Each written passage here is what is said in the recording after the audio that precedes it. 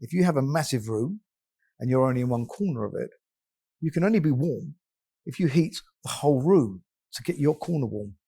Unless you put a little fan heater by you perhaps, but then that's just blowing hot air at you and that's dissipating into the room as well. It's incredibly wasteful. By using shortwave infrared heating, we can heat one corner or one zone or one area.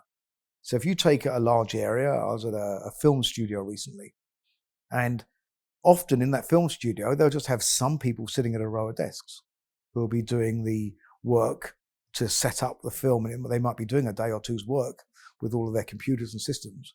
And then they'll have a day or 2 days when the actors will come in and do the filming on the part that they need to. So they need to heat a different area. And then in another area will be where their changing facilities are, and they'll need to heat that separately. But rather than heating the whole area, we can now zone it. So we say, okay, we've put in 9 big heaters and we've got 9 zones. And they have the flexibility to turn on each heater within that 9 zones, and they can turn up and down each heater individually within that area.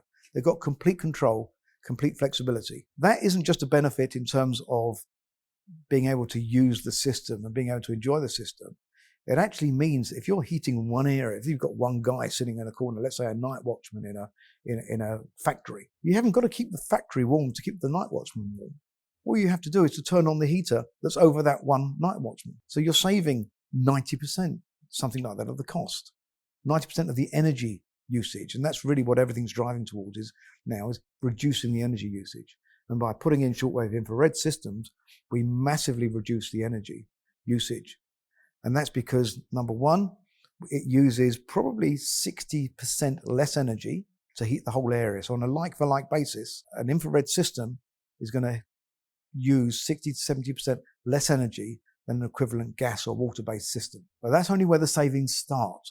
Because then when you factor in and say, well, on this area, on the shop floor in your factory, or the packing area in your warehouse, or whatever your facility is, it's likely that you might only have a small number of people working in a really big area.